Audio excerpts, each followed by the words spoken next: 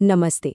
आइए आज मिलकर समझते हैं उन चमत्कारी और बिल्कुल अदृश्य प्रक्रियाओं को जो किसी भी जीवित चीज को नष्ट होने से बचाती हैं।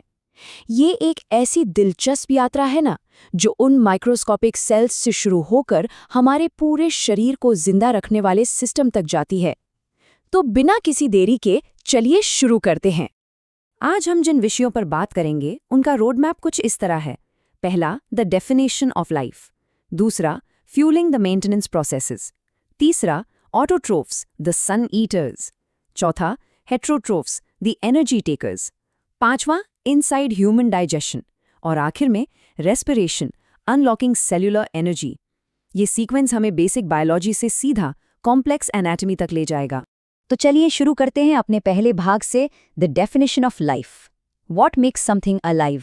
आखिर ऐसी कौन सी चीज है जो किसी संरचना को जिंदा बनाती है?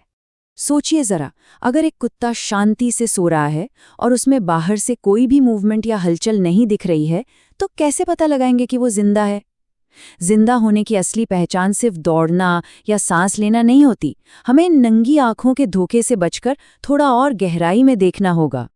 और गहराई में देखने पर सबसे अहम बात जो निकल कर आती है वो है लगातार चलने वाला मॉलिक्यूलर मूवमेंट। जीवित प्राणियों को हर वक्त अपने अंदर मौजूद मॉलिक्यूल्स को मूव करते रहना होता है। ये एक बिल्कुल अदृश्य मूवमेंट है जो हमारी इतनी कॉम्प्लेक्स संरचना को टूटने या बिखरने से बचाता है। अगर ये ऑर्डर्ड स्ट्रक्चर थोड़ा सा भी टूटा तो समझिए जीवन वही खत्म। इसीलिए रिपेयर और मेंटेनेंस का ये काम हर सेकंड चलना चाहिए, चाहे कोई आराम ही क्यों ना कर रहा हो। अब आते हैं अपने दूसरे हिस्से पर, फ्यूलिंग द मेंटेनेंस प्रोसेसेस। यानी इस ऑर्डर को टूटने से बचाने के लिए जो ईंधन चाहिए वो आखिर कहाँ से आता है?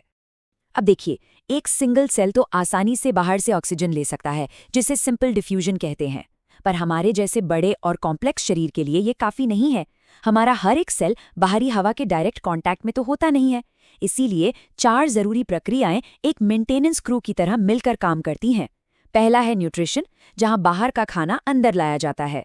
दूसरा है रेस्पिरेशन, जिसमें ऑक्सीजन की मदद से उस खाने को तोड़ा जाता है। तीसरा ट्रांसपोर्टेशन, जो इस ऊर्जा और ऑक्सीजन को शरीर के कोने कोने तक पहुंचाता है। और चौथा है एक्सक्रीशन, जहां इस सारे प्रोसेस में बनने वाले वेस्ट को बाहर निकाल दिया जाता है ना, बिल्कुल एक फैक्ट्री की तरह।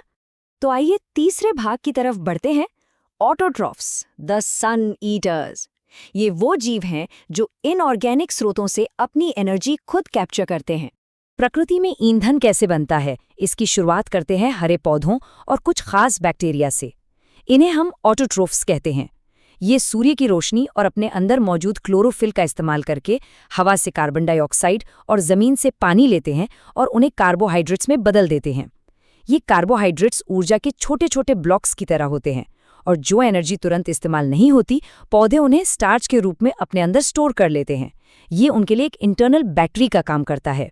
साइंस कितनी दिलचस्प है, इसे हम एक छोटे से एक्सपेरिमेंट से समझ सकते हैं, जो साबित करता है कि क्लोरोफिल कितना जरूरी है। अगर हम एक ऐसा पत्ता लें जो आधा हरा और आधा सफेद हो और उसे कुछ दिन अंधेरे में रखें ताकि उसका सारा पुराना स्टार्च खत्म हो जाए, फिर उसे धूप में रखें, उसके बाद उसे उबालकर अल्कोहल में डालें ताकि उसका हरा रंग निकल जाए। अब आखिर में जब हम इस पर डाइल्यूट आयोडीन का सॉल्यूशन डालते हैं तो जानते हैं क्या होता है?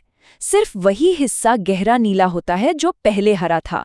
सफेद हिस्सा नीला नहीं पड़ता। ये एकदम साफ तौर पर साबित करता है कि धूप से स्टार्च बनाने के लिए क्लोरोफिल का वहां होना बिल्कुल अनिवार्य है। लेकिन ठहरिए, इस खाना बनाने के प्रोसेस में गैसेस का आदान प्रदान यानी एक्सचेंज भी तो बहुत बड़ा रोल प्ले करता है। पौधों की पत्तियों पर छोटे छोटे पोर्स होते हैं जिन्हें स्टोमाटा कहते हैं। अब पौधे इन पोर्स को हर वक्त खुला तो नहीं रख सकते, वरना उनका सारा पानी भाप बन जाएगा। इसीलिए पौधा एक ऑटोमेटिक वाल्व की तरह काम करता है। इन पोर्स के आसपास पानी से भरे गार्ड सेल्स होते हैं। जब इनमें पानी भरता है तो ये फूल जाते हैं और छिद्र खुल जाता है, और जब फोटोसिंथेसिस के लिए कार्बन डाइऑक्साइड नहीं चाहिए होती तो ये गार्ड सेल्स सिकुड़ जाते हैं और पोर्स को बंद कर देते हैं, बिल्कुल एक स्मार्ट डोर की तरह। अब यहाँ प्रकृति हमें 2 बिल्कुल अलग रास्ते दिखाती हैं। एक तरफ ऑटोट्रॉफ्स हैं, जो कार्बन डाइऑक्साइड और पानी जैसे सिंपल इनऑर्गेनिक स्रोतों से अपनी ऊर्जा खुद बनाते हैं, और दूसरी तरफ है हेट्रोट्रॉफ्स, जैसे जानवर और फंगस, जिनका अस्तित्व दूसरों पर निर्भर करता है। इन्हें कॉम्प्लेक्स खाना मिलता है जिसे पचाने के लिए एंजाइम्स नामक बायोकैटलिस्ट्स की जरूरत पड़ती है। ये एंजाइम्स कॉम्प्लेक्स खाने को वापस उन छोटे और सिंपल हिस्सों में तोड़ देते हैं जिन्हें शरीर आसानी से इस्तेमाल कर सके। तो आइए बढ़ते हैं भाग 4 पर, हेटरोट्रॉफ्स, द एनर्जी टेकर्स। देखते हैं कि इनमें खाना हासिल करने और प्रोसेस करने की क्या स्ट्रैटेजीज होती हैं। कुदरत ने हर एक हेटरोट्रोफ को उसके माहौल के हिसाब से बिल्कुल अलग हथियार दिए हैं। जैसे ये फफूंदी या ब्रेड मोल्ड्स को ही ले लीजिए। ये खाने को शरीर के बाहर ही तोड़ते हैं और फिर सिर्फ उसके पोषण को सोख लेते हैं। वहीं एक सिंगल सेल्ड अमीबा अपने फिंगर लाइक एक्सटेंशन से खाने के कण को घेर कर एक टेम्पररी वैक्यूल बनाता है और अंदर पचाता है। और टिक्स या टेपवॉर्म्स जैसे पैरासाइट्स तो एक अलग ही लेवल पर हैं। वो अपने होस्ट को बिना मारे उनसे लगातार पोषण निकालते रहते हैं। हर एक ऑर्गेनिज्म का पाचन तंत्र उसके डिजाइन से बिल्कुल परफेक्टली मैच करता है। अब चलिए चलते हैं अपने 5वें भाग में, इनसाइड ह्यूमन डाइजेशन। ये एक बेहद स्पेशलाइज्ड प्रोसेसिंग प्लांट है। जब हम इंसानी शरीर के इस प्रोसेसिंग प्लांट को देखते हैं तो ये किसी आश्चर्य से कम नहीं लगता।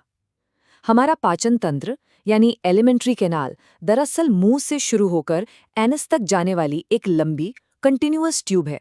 इस नली का हर एक हिस्सा किसी खास काम के लिए बना है, जिससे ये तय होता है कि जो भी कॉम्प्लेक्स खाना हम खाते हैं वो किस तरह इस रास्ते से गुजरकर एब्जॉर्ब होने वाले सिंपल फॉर्म में बदल जाएगा। अगर हम इस सफ़र को स्टेप बाय स्टेप देखें तो ऐसा लगता है जैसे एंजाइम्स हर पड़ाव पर बायोलॉजिकल सिजर्स या कैंची की तरह काम कर रहे हों। कहानी शुरू होती है मुंह से, जहां सलाइवा का अमाइलेज कॉम्प्लेक्स स्टार्च को सिंपल शुगर में तोड़ने लगता है। फिर खाना जाता है पेट में, जहां हाइड्रोक्लोरिक एसिड और पेप्सिन मिलकर प्रोटीन्स पर अटैक करते हैं। उसके बाद बारी आती है स्मॉल इंटेस्टाइन की, जहां बाइल सॉल्ट्स फैट के बड़े टुकड़ों को छोटा करते हैं और इंटेस्टाइन की दीवारों में मौजूद विली जरूरी न्यूट्रिएंट्स को सोख लेती हैं।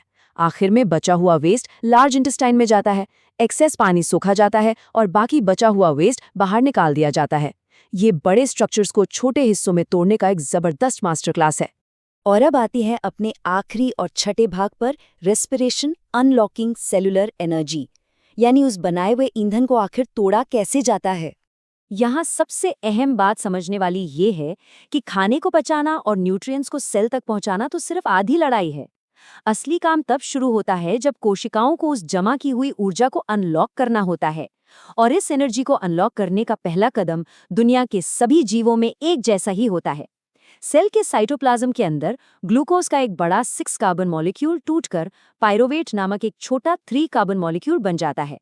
इसे ऐसे समझिए, ग्लूकोज को पायरोवेट में तोड़ना ही वो चिंगारी है जो हमें रोजमर्रा की ऊर्जा देती है, चाहे आप तेजी से दौड़ रहे हों या बस शांति से बैठे हों।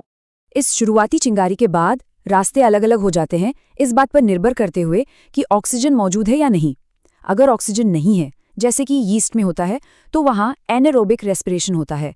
इससे एथेनॉल और कार्बन डाइऑक्साइड बनता है, पर ऊर्जा थोड़ी कम निकलती है। लेकिन अगर ऑक्सीजन मौजूद है, जो कि हम इंसानों और ज़्यादातर जीवों में होता है, तो खेल चला जाता है सीधा माइटोकॉन्ड्रिया के अंदर। इस एरोबिक रेस्पिरेशन में ग्लूकोज पूरी तरह से कार्बन डाइऑक्साइड और पानी में टूट जाता है और पहले के मुकाबले कहीं ज़्यादा एनर्जी निकलकर हमारे शरीर को मिलती है। आज के इस विश्लेषण को खत्म करते हुए बस इस एक आखिरी ख्याल पर गौर जरूर कीजिएगा। जब हम बिल्कुल आराम से शांत बैठे होते हैं, तब भी ठीक इस वक्त, इस एक सेकंड में हमारे शरीर के अंदर कौन सी लगातार अदृश्य मॉलिक्यूलर मशीनरी चल रही है जो हमारी इस संरचना को टूटने से बचा रही है। ये बिना रुके चलने वाला मेंटेनेंस वाकई कुदरत का एक बहुत बड़ा चमत्कार है, एक ऐसी खामोश सिम्फनी जो हमें जिंदा रखती है और हमें इसके बारे में हमेशा और जानने के लिए प्रेरित करती है। आज के लिए बस इतना ही।